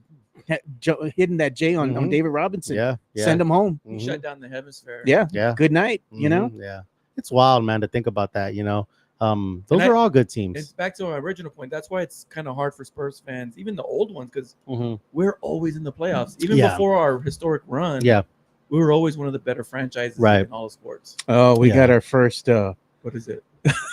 What do you call that? Not troll, but you get that spam coming into the chat. I'm like, geez, bro. You might as well throw in Jock Vaughn. Yeah. Jock Vaughn. No, man. They're going back, in there. Bro. Nah, not on mine. Kawhi has Sorry, to Sid. over tomorrow. Yeah. It's my list. He could be on your list. Yeah. You know what? We should have like a list too, like best Euro players that ever came to the NBA before it was a thing. You had the Drazen Petrovic. Remember him? Yeah. Sarunas Marciulionis. To me, he was the guy from the Golden State Warriors that invented that Euro step, man. When he came onto the scene, he was something special. He was a great six-man coming off the bench for the Warriors, and he decimated that Spurs team when they were going at the Warriors. I think it was the first round of the playoffs early on. Everybody was like, man, the Spurs are going to have a great team. They're going to get past the first round of the playoffs. No, sir, man. The Sarunas freaking Marciulionis, bro. I hated that guy. Pop might have been with the Warriors then. I don't know. Man. He might have been with John Nelson, I hated that guy, but I appreciated his game, man. Yeah. Even as young as I was, I'm like, dude, see, some of these Euro players were on point, man. Man, that's awesome, man. You know what? Time flies. We're having fun because we have been going for an hour and it doesn't feel like it. Yeah. I'm Rick, Real Fernandez on the X. We got Spurs and Salsa co-producing the beautiful Chicana Fuerte. And of course, the man behind the magic, Joe Garcia. We're talking Spurs. I got to get used to calling you Rick. I know, that's funny. Somebody, I think it was Sith, because he said, "Who's Richard?" Right? Oh yeah, who's that? Yeah. So background for that. So I'm Junior, right? I'm Ricardo Fernandez Jr. There was a mix-up when I was a kid because my dad was Ricardo, when he was around. And my mom, for all my school stuff, she put Richard to try to decipher between Ricardo and Richard, right? Because they would get stuff about Ricardo, and she thought it was for my dad, it was for me, blah blah blah. Anyway, so my mom put Richard on all of my school stuff, so everything in school was Richard. And my mom called me Junior, so you know what I mean. So anyway, my high school friends call me Richard because they that's what they knew me as, because that's what I was called at school, right? And then like when I started working, like Bill Miller official applications, I put Ricardo, right? I put my government name, So then it was Ricardo, and then of course I joined the Marines and all that. So it's Ricardo, it's Fernandez, it's whatever. And then it's like when Steph and I got together, she was like, people call you Rick, people call you Richard, people call you all that, like, all these aliases, you know what I mean? So that's kind of the background of that, right? And then like Ricardo kind of got shortened to Rick. So that's that, but yeah, Dyer always, he's like, who the hell's Rick? Who the So funny. It is funny. Pop accentuates the C. He's like, Rick. Yeah, he's like Rick. Yeah. But one thing that we're gonna do right now is we're gonna take a little break now. So we're gonna go ahead and give some love to Jeff Garcia of Locked On Spurs. Yeah, let's do it. Locked On Spurs is your daily Spurs podcast, hosted by Jeff Garcia, the lead Spurs writer for Ken's 5 San Antonio. Jeff has a healthy plethora of guests all the time on the Locked On Spurs podcast. You can also follow Jeff on Threads at Jeff G Ken's 5 SA. You can also follow Jeff on Twitter at Jeff G Spurs Zone. So make sure you go ahead and give Jeff a follow, not only on Threads and Twitter, but also on YouTube at youtube.com/@Locked On Spurs. This is where you're going to be able to find the replay of the Locked On Spurs podcast. Make sure to like, subscribe, and share.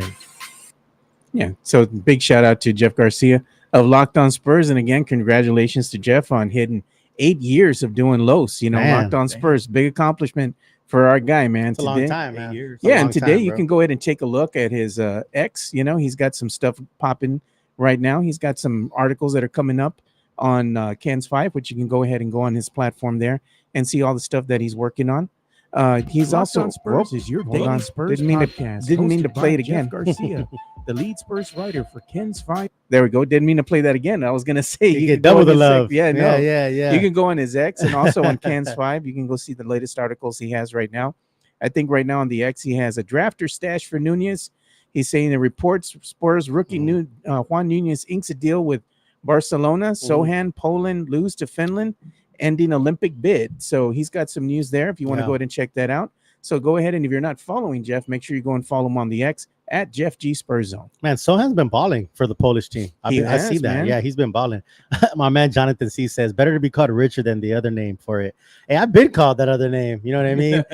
Big Richard. But I'll just say it. I'm gonna get rid of this guy that's bothering us here in this chat. And then my man Tim Gonzalez said, he says, I'm jealous of Fernandez taking a photo with Malika Andrews. She's so sweet. Good. Malika, oh my man, I met her in LA. Super sweet. She was like, I like your bling. Yeah. She's so nice. She's super sweet. She's amazing, man. She's Malika really Andrews good at her job. Like she really is. Yeah, she really is. She's awesome. So we're gonna switch topics. Yeah, she is. We're gonna switch topics a little bit. Again, I'm Riggs Fernandez. We got Spurs and Salsa. Chicano Fuerte co-producing, and of course the man behind the magic, Joe Garcia. It's 4th of July weekend, right? I spent my 4th of July with Steph. We went to one of the Hill Country Hilton resorts, man, pool, relax. It was amazing. There's a lot of like holiday traditions in San Antonio, right? Yeah. People go to certain places for Easter. People go certain places for 4th of July. So we want to talk about some of the favorite holiday spots. So let's list off the big ones, right? Yeah. So yesterday, a lot of people were at Woodlawn. Yeah. That's a big tradition. Amazing firework display. Yeah. There's also Easter at Brackenridge, which I think is the craziest one. It is. Camping out, bro. So my son had a field trip to the zoo. I want to say it was the Thursday before Easter. And there was already people camping at Brackenridge. Yeah. One guy had 6 smokers lined up. 6 smokers. Goodness. There was a Thursday, and Easter was not till that Sunday. You've got is it the day after Thanksgiving where they light up the Riverwalk and they have the parade? Yeah. That's a big one. I think those are the 3 main ones. The Riverwalk turns green on St. Patrick's Day. Yeah, no, the which ones have you done? Man, dude, we did Bracken Easter when I was a kid, man. Really? That oh my god, dude, my parents drug us to the Easter thing, and we would do the whole camping out and all that kind of stuff, and it was wild. But another thing too is that, like, since I'm not from San Antonio, and I knew this was going to be, our home, I'm here as a mom, with my daughters at that time. I was like, look, I need to start creating traditions. And so I had been looking like, okay, what do people actually do? And yesterday, whenever we were hanging out with Johnny Rotten and his wife for their anniversary, we were able to see the Woodlawn fireworks. Yeah, and I told Rick, I was like, what's crazy is that our first 4th of July, because we had moved like July 1st over here. I was going crazy. I'm like, because in Lubbock, they did this whole parade. Obviously, like they would do fireworks. Yeah. And I mean, it was just one place. And I was like, dang it. Like we got fireworks over here. Where's this park? Like, and I was like, I'm just going to do Woodlawn. And it was crazy because the traffic trying to get there, I didn't realize how early you had to go to prep and everything. And like, it's pretty crazy knowing that the first time that my daughter saw fireworks in San Antonio, it was a place of like major tradition. Yeah, she was baptized in San Antonio. Exactly. That's how you do it. And I like there, and I told Rick, I was like, I have this picture of the girls that were so tiny and like the fireworks. Yeah. Like we were in the back of the truck. It was so nice. And now like still I'm still trying to get into like that whole, even though like we've been here for so long, those first years, like we didn't really do anything. So whenever it comes to like the fiesta stuff, I'm like, hey, I need to know this. Like we're out there. We're doing lots of prep time. Oh yeah. And so like, even like for St. Patty's, whenever they turn the water green, they're like, oh my gosh, like this is a big thing. Even they have a little parade for that as well. Well, what's crazy though, is that whenever we moved here was the last year that the Spurs won. 2014. Why'd you get so quiet? Because it's been so long. It's like she's afraid to say we're gonna call her a jinx or something. Like, no, we're fine. And so like my daughters or Raina was like, "What's going on? Like, what's?" Like we saw that big man fall out of the truck. That's Raina's like remembrance. Yeah. She's like, "Oh, I remember we saw that big guy fall out of the truck." Look at what Jonathan C is saying. He says, "As an adult, I can never comprehend how I stood at Woodlawn in 100-degree heat and endured the traffic for the fireworks show." Real talk, what I love about these traditions is they don't die. Yeah. No. Like to her point, so that's been going on forever. Yeah. And it's still crazy at Woodlawn. Like I said, it's still crazy at Brackenridge on Easter. It's the river, the Christmas light parade is awesome.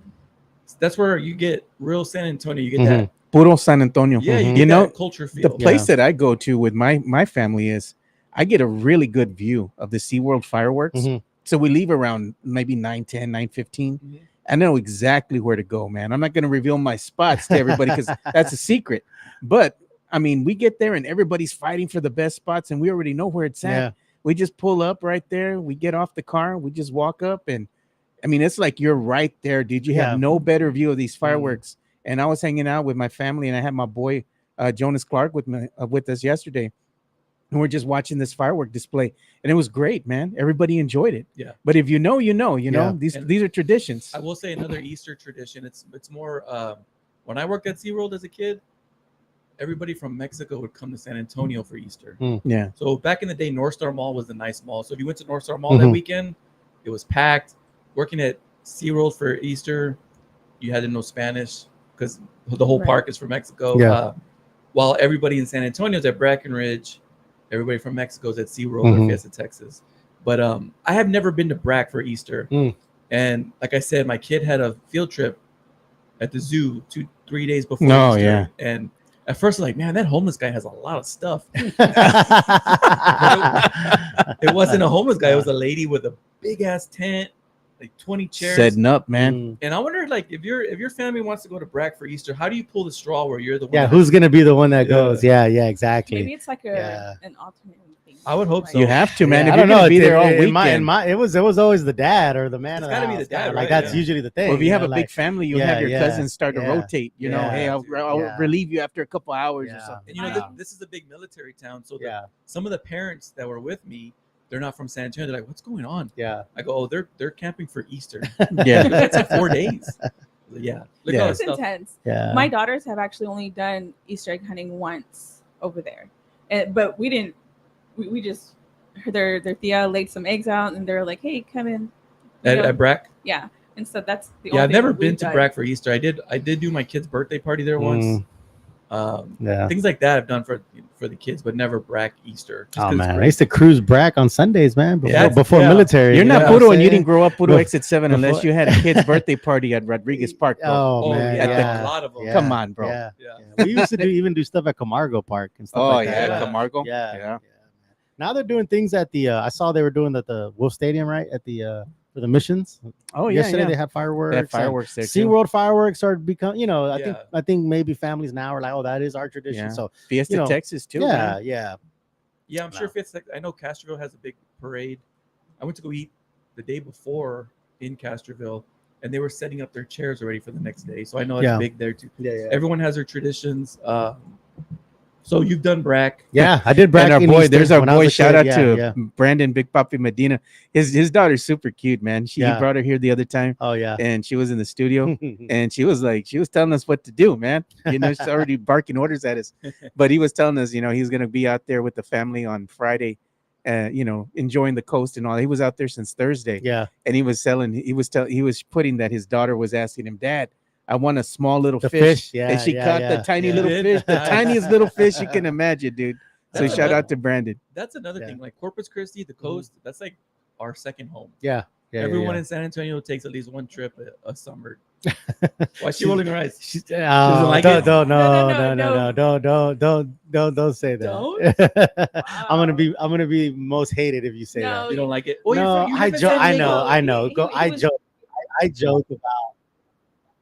I joke about that because we talk about like Galveston and all that. And again, I've been living in San Diego for the past 10 years. I've been so I'm like we joked about it because she talked about going to the coast like Galveston and all that. I was like, the Gulf. I was like, man, I've been living in San Diego, man. Crazy, though, the beaches. I hate to say that because I'm Texas, I'm Puro. I'm just saying, man, those San Diego beaches have spoiled me, man. Dude, speaking of beaches, man, I don't know if you all saw. No. They had these shark attacks, I man, saw on that. South Padre Island. 4 shark attacks. That's the plot of Jaws. I mean, like, bro, like I was thinking of going to the coast with my family probably in another week, but I'm like, the water's that warm and the sharks are right there by the coastline. Is it safe to get in the water? But that's literally Jaws. No, for real, dude. Is it safe to get in the water? You know? Yeah. Rick doesn't even put his feet in the Pacific. I'm always like, it's just funny. We laugh about that because I joke about how San Diego beaches are amazing. They really are. Man. Look at Jonathan C. Look at this is for you, Steph. He says Chicano is a smart one. You put your feet in that water at Galveston, you lose a toe. Exactly. Hey man, that water stink. I ain't gonna lie, bro. But we all love it. We all grew up. No, you're Padre. No, man, I've gone to Galveston. My family's gone. We like the Pleasure Pier, walking up and down the little downtown that they have right there. It's all cool, man. We love going out there. But when we get in the water, hail to the no. I'm just saying. And again, Steph gives me crap. She calls me bougie. We don't all live in San Diego, man. Why? Because you won't get in the water, bro? Well, no, it's because I can only compare it to the beaches in San Diego that I've been. That and clean water. Yeah, man. I go to the Gulf and I'm just like. So now you understand why Kawhi wanted to go. He's like, nah, I'm good. I'm gonna stay way up here. I don't want none of that water. I'm gonna sit on my chair. I'm gonna have my drink. And I'm good. I'm gonna look at this dirty brown water. You can do you. And you see people jumping in that water, having the time of their life. Right? Come on, that's how we roll, bro. Yeah, but speaking of the river, right? We floated the Comal recently. That's fun. I don't know if it's a tradition for people or I think it is. Holidays. I think I don't know if it's a holiday thing, but it's a thing to obviously especially when you're in college. Oh God, yeah. Yeah, we were out there earlier in the week. It's a good time, floating the. It's a fun, almost free experience. Yeah. So let me ask you. So you're a transplant. You've been here. You 10 years. Almost 10 years now. Yeah, 11 years. 11 years. What are your favorite things about San Antonio to do, and then what are some things that you don't understand? Like the way he doesn't like the beach anymore. Mm-hmm. Right. What are some of the things that you love doing here, and what are the things that you're like, what is San Antonio talking about? Okay, so the one thing that was amazing whenever I did move over here, you're able to reconstruct your life. Where am I going to fit in? Where am I going to be heard? Southtown, like you love Southtown. Mm-hmm. I like the first time that I was, someone was like, hey, like go chill over there. I was like, oh my God, I feel alive over here. It is cool. They're that's her culture. vibe. Oh yeah. Yeah, the culture, the people, the Even food. Pop Hole hangs out there. Yeah. Oh yeah, he first, lives down there, hey, bro. First Friday. But it's today. Yeah. Whenever we first came, we were over, the rim, La Cantera. And I was like, man, this is so not me. This isn't what I want my daughters to do. Like, I just feel like I'm in a more clustered Lubbock because Lubbock has all the chains. I didn't want that for them. Exactly. I wanted them to be about the culture here. Yeah. Look, that's what I loved about it. Mario Cavazos put Speaking of La comment, Cantera. and he said, went to La Cantera to check out the Fiesta Texas fireworks show. Never again. Took 2 hours to get out of there. Hombre, bro, you could have saw that in Oh. Marbach, dog. You could have went hood on Marbach. fireworks. You could have SeaWorld went or right here in Missions. Marbach, dog. You could have saw that, bro. That's what I usually do when we go watch the fireworks display. I come back and jump in the pool and have another beer or two Yeah. and watch the hood fireworks display, bro. You don't know if it's a gun or if it's a firework. No me You know what pasa I mean? nada, dude. Like- We grew up over here, bro. It's like white noise to us, man. Yeah. So to your point about Southtown reminds me of what Austin used to be Oh, really? before it got too big, and now it's real popular with celebrities. But And yeah, it's weird. Southtown's but it's not even weird anymore. It used to be weird and cool, but now it's kind of just become another big city. Southtown, you're right. I do like that. So flip the question: what is it about San Antonio culture that you're like, what are they? This is dumb, or you don't like? Maybe the food, maybe. Let's see. Is there anything that we weird you out about?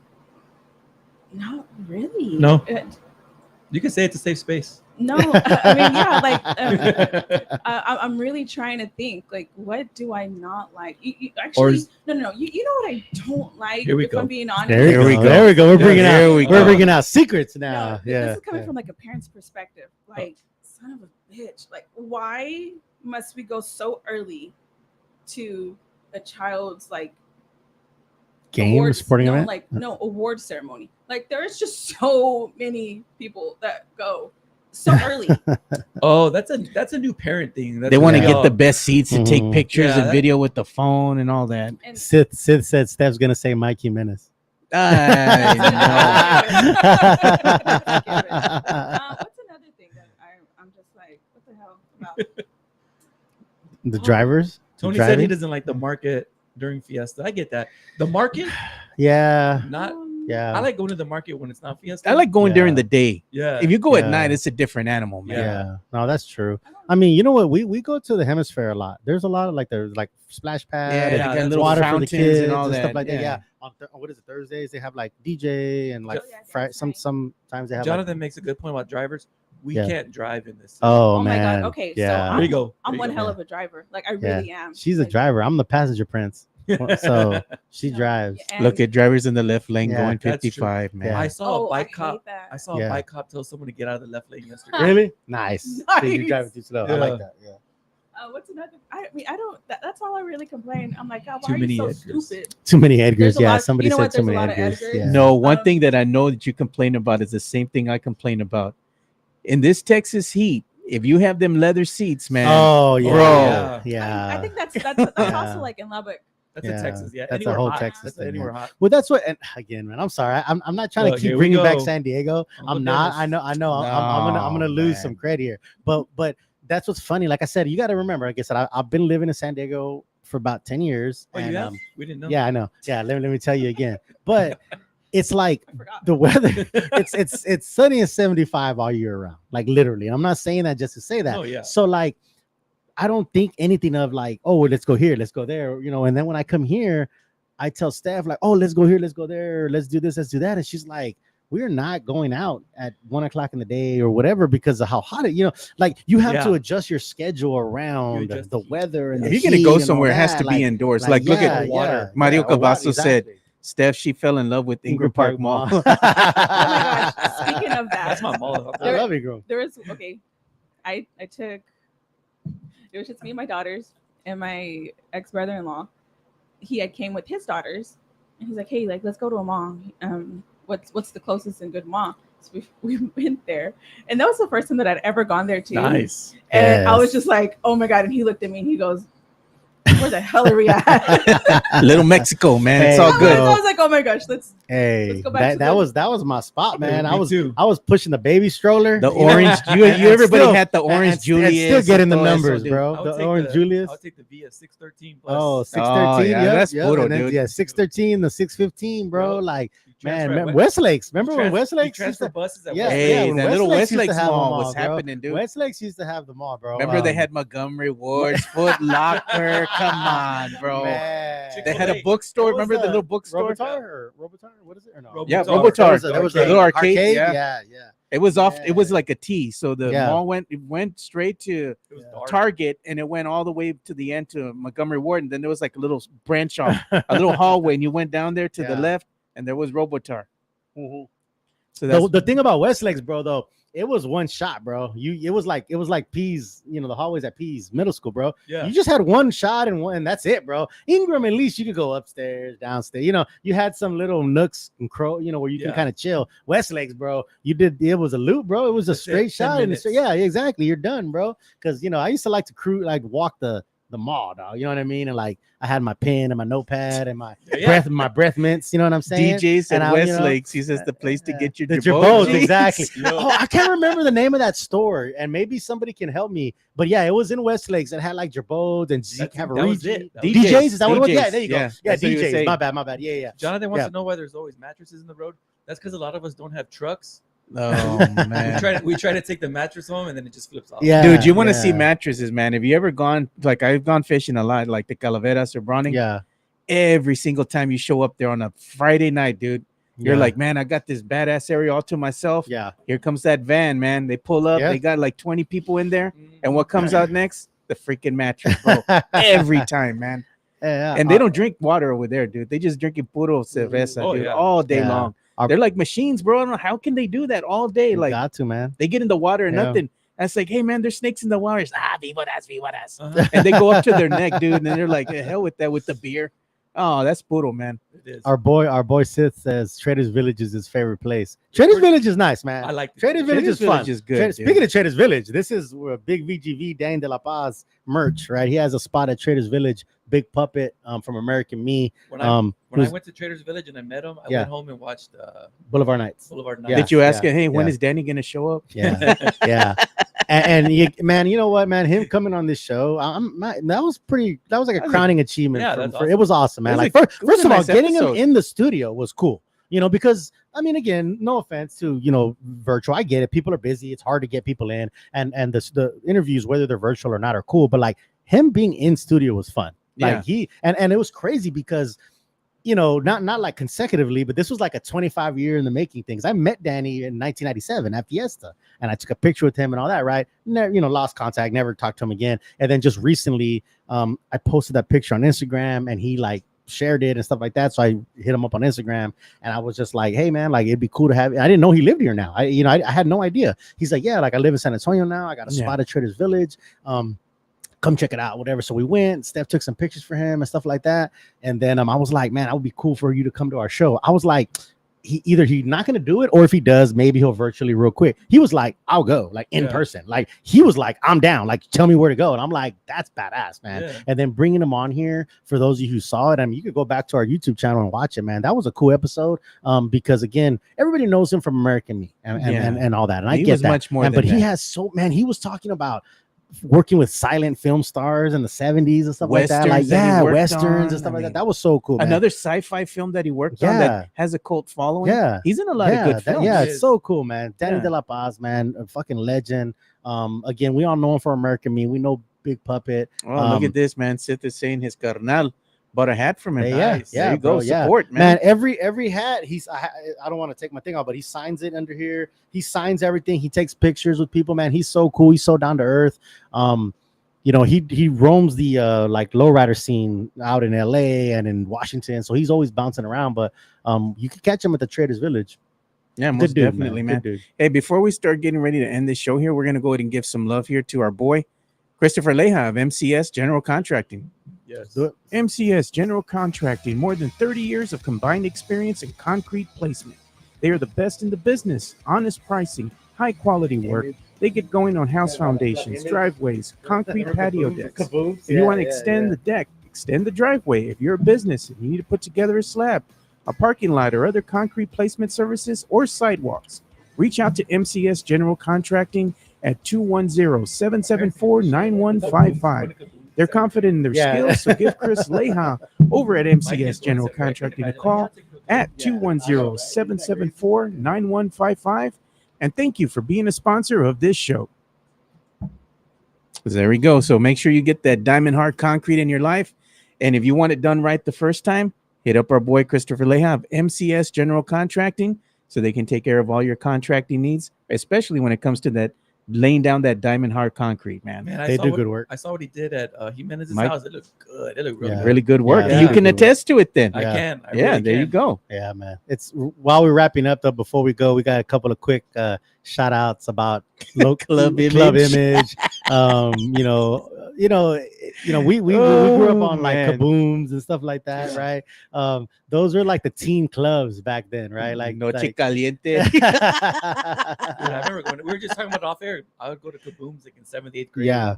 What was my mom? Yeah, like it's crazy. Like I couldn't. Yeah, we can't imagine like taking our kids to like this teen. Did club, you ever go there? Did you ever go and hit up Noche Caliente? I went to kabooms. Noche was like when we were older, but yeah. But kabooms when we were like that 13. was like What was it? Other one? Club Image. That's They what were someone talking said. about Club that. Image. Yeah, there was a place called the Stage on yeah, Fredericksburg. Back in They the had day, some like, other little spots too. It wasn't just Club Image on the south side. They had, I think, 2 more teen clubs where they would let you go in if you were underage. I remember when Monday was a holiday, there would always be clubs on Sundays that would make it teen night. Oh yeah, I mean, the thing is that these kids don't know about nowadays. They don't know about the cruising, dude. It was something else, man. Going down Military back on Sunday nights. Yeah, that's another thing. It was like a whole vibe, looking back, man, like gas prices, dog. Like, you know what I mean? Now, like we literally would like just cruise up and down. But Military, everybody would bro. fill their cars with their homies, man. You'd be turning on the oldies. Tsunami. You'd roll down the windows. Everybody be trying to get girls' phone numbers. Hey, like at the stoplight, you know. Like Boys in the Hood, the movie. Yeah, exactly, man. My brother was part of a car club, and I used to cruise with them too. It was called Suavecito. Yeah, right? And we used to fucking cruise. Club Tsunami. Tsunami. They're bringing up Club Tsunami. Yep. Yeah. But they I mean, I know they still have some clubs. I'm sure they still have car clubs, but yeah, Suavecito, Unlimited Dreams. There was like a bunch of car clubs in the 90s that we used to cruise with. I had that convertible Cavalier, you know, that had the low rider rims, the chain steering wheel. All that was a legit ride back in the day, man. Bro, yeah. Sam said he walks from Kabooms to Skateland. That's a dangerous walk. Yeah. Damn, dude. That is that's a tough walk. Sam, you're a real one. Because it's all like right there by the highway, right? It's like by 90 and all that stuff. Yeah. Exactly. Remember when people used to live, like, I think it was in that little mobile home park. Remember that's right. It used to be right across the street from Skateland. Mm-hmm. Yeah. And you would have people running across the highway to get Skateland. I was like, dude, every time that was crazy, man. Every time my mom would drive in at Skateland, you're right. There'd be 1 or 2 little silver running across the highway, dude. I was like, that's nuts. And they would do that at night too. Bro, that was the precursor to Edgar's. Damn, you know what I'm saying, man? That was a precursor to That's Edgar's. when we would shave our head and just have the bangs. That was the thing. The Fernando Vargas. The Fernando man, Vargas. They would drop you off at Skateland with like $5, and they'd be like, "We'll pick you up later, man." Bro. I'm telling you, bro. All I needed, man, was my pen, pad, and mints. Telling you, bro, and my Red Wings. We would rent the skates, but a lot of us weren't really skating. Bro. Yeah, I didn't skate. I know he was bad. He was bad. He was bad at skating, bro. He was a bad boy. I didn't skate, man. I had my Red Wings. I didn't want to take them off, man. The Dooney charm and all that. I was chilling, bro. But my man here was killing it on the ring. Oh yeah. He was killing it on the ring. A lot of good times, man. Up and down Marbach here, dude. Yeah. I'm just in shock. I'm like, God damn. The Dooney and Burke with the Red Wings. Oh, you already know. You're gonna have to wear them for her now, man. Yeah. I gotta find them. Tony Ornelas, we might have hung out because he said his first kid club was Skateland was was mine too. Oh yeah. There's a lot of music that I hear. And I take you right back to you know what? We got to get Rick to do like an OG fit for you, Steph, where he's wearing the Jabos and the Red Wings. The polo shirt. The Tommy Hilfiger. The Tommy Hilfiger. Yeah. Let's see how much ribs you still have. Oh my God. Riz God, baby. Damn. Riz God, baby. Right? Going to Dillard's or was it Foley's or whatever, getting the the cologne. Yeah. Remember when they used to Cool spray water, the shit out of you? You'd walk in the mall. Be walking in the mall. As soon as you'd hit, Dillard's or whatever, the girls would come up to you and just start spraying you with cologne, man. None of us got cologne at Foley's. We got it at Target. We got the Aspen. Yeah. No, that Johnson's baby powder. What was that one called? The Brute 44. Some Aspen or some, no, bro. Cool water. Our boy Mario says, Rick, did Steph ever make it to the train tracks? You remember that? They closed it. Oh, they closed it, bro. Yeah, but that used to be a thing where you would go to the train tracks, put the baby powder and all that. Yeah, that was a whole ghost story thing. Yeah, it was downhill. It was already going downhill. So it's like, come on, man. We just tricked ourselves. It was fun. Yeah, it was still fun tradition. You know what? I don't think she's been the Donkey Lady Bridge, dude. Actually, you have been. That place is always creepy, man. It is. In the day, it's creepy. Can you imagine at night? Be like, nah, I'm good, man. No, thank you. No. So we used to have his own horses. Yeah. And down that way, that same street is where we would like kind of have like a drop off with them. And one of the ladies was like, "That's the bridge," and I was like, "Oh hell!" Like, even the horses were like, "Let's get out of here." Go. Jeez, man. No. All right, Joe. We're wrapping up. Speaking of cologne, what does he say? Andy. Yeah. Oh man. Carolina Herrera. Those are the colognes, man. What was your cologne of choice? Mine was Polo Sport. I like Cool Water. I mess with Cool Water, but yeah, Polo Sport. Now we get a free duffel bag or something. Yeah. I think I kept those duffel bags forever. My wife was like, I guess that's how we know we arrive, when you start getting all this spam in the chat. Bro. Hey, man, my man, I know he's made like I see it. I'm not trying to give him no screen time, but I see all those chats over and over. He made like 3 different accounts while we were on here. I hope you subscribe, bro. That's all I'm asking. Yeah. Hey, I know you want to hate on Spix or whatever you're saying. Hey, dog, as long as you subscribe, brother, you know what I'm saying? Go ahead and subscribe. Curve. Who said Curves? Curve was, I'm gonna show my age for a sec, but my first perfume was Tommy Girl and Lucky Brand.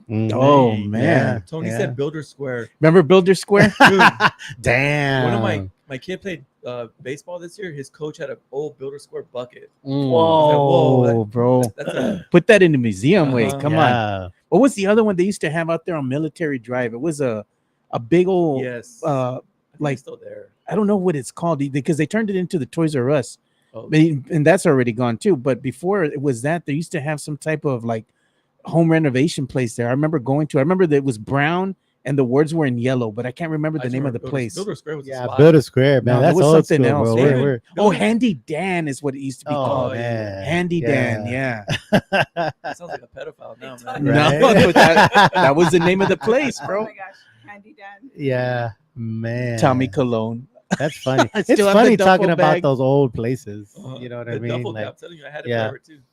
Whoever went to the Handy Andy, dude. Remember the Handy Andy from back in the day? Yeah. Apetitos. Mm-hmm. Oh, man, the Apetitos is still there, bro. Apetitos was bomb. But it doesn't taste the same anymore because it tastes better when it was before it got burnt down.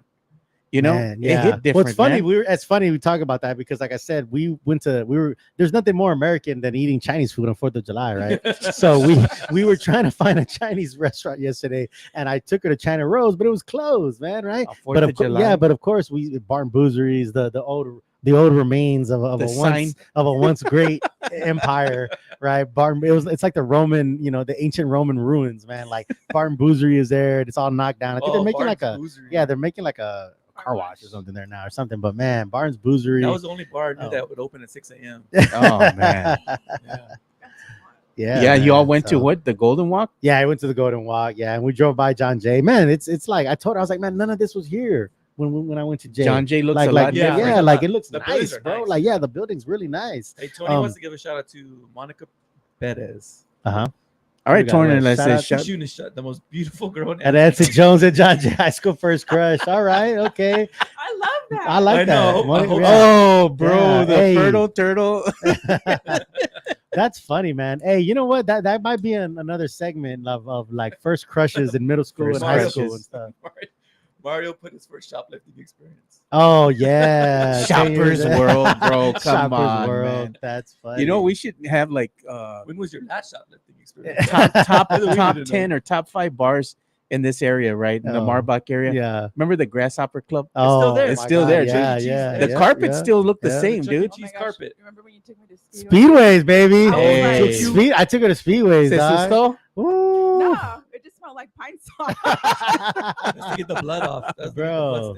Could you hear him though? Because they have DJs now that come out on Friday and you can't hear nothing, dude. We went during the day too. Yeah. I was like, Tim Gonzalez says Gilbert Mexican. Steph's over here trying to hide her face. Yeah, but Speedways, bro. Hey, that's the move, bro. Just down the street.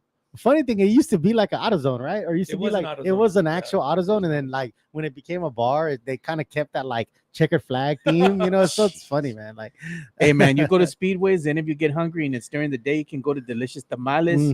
You can go to the panaderia. You can get some pan dulce. They got you right there, man. I'll tell you. And they have the Chevito now right there in that little shopping mall. Yeah. Tim Gonzalez's Gilbert Mexican restaurant. Yep, that's the spot. That's a move too. It's crazy, man. It's funny thinking about that. But yeah, Tony Ornales, good for you, bro.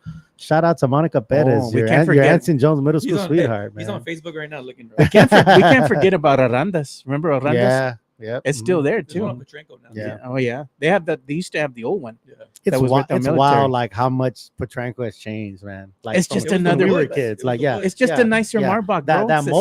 That mobile was there. That was like the only thing there. You know that mobile, like by P's and Alternative, and then that mobile. Yeah, that literally was it right there, and it was nothing, man, nothing but Monte. And now, bro, you go all through up towards Cali and all that is like HBs and it was nothing but farmland once you got like, past that 1604 in Potranco area. Potranco, I'm just like, oh, traffic. Yeah. It used to be 30 minutes. It used to just be a farm road, 1957. Yeah, exactly. All the way up by Citibank and all that. Nothing but farm road. Not anymore, it's just it's two lanes, right? It's just like one way this way. I think so. Yeah. So like the traffic back there is wild. Dude, Western Auto, I remember that. That used to be the move back in the day. Western Auto? What is that? Like an AutoZone type thing? It's like an AutoZone, but yeah. But they used to sell some badass bikes over there. They had the Mongoose and all that other stuff out there. They were all tricked out, and as kids, we'd go in there with their dads because they're getting auto parts. Yeah. And go straight to the bike section. And be Joe's trying to buy that Pee Wee Herman bike. The one they have hidden in the Alamo. The basement. Yeah. All right, man. Well, that's about all the time we have for today's show. Man, but as we're heading out, where can they follow all of you guys? Oh, of course, man. You know me on Real Fernandez on Twitter/X, and Chicana Fuerte also on Twitter/X. And I'm at Spurs and Salsa. There you go. Make sure you follow everybody on your way out. Hit that like button. Subscribe. We're getting closer to 1,000. Appreciate all the followers in the chat. You guys make this magic happen, man. Appreciate Joe and Chicana Fuerte for producing. Thank you. Yes. Happy first Friday. Yeah. There you go. First Friday. So that's the move today. Southtown, first Friday. There's a lot going on down there. Let's do it. All right. Because somebody was asking what to do downtown, or is there anything nice downtown? Yeah. So every first Friday of the month, Southtown has this you could probably describe it better. Oh, there's like vendors and like food trucks and like all kinds of stuff going on. Hold on, Tex-Mex. Oh, Tex-Mex, man. He's on it, bro. He's on it. Tex-Mex is like, where's the grito? You promised me the grito. We got to close. There it is. There you go.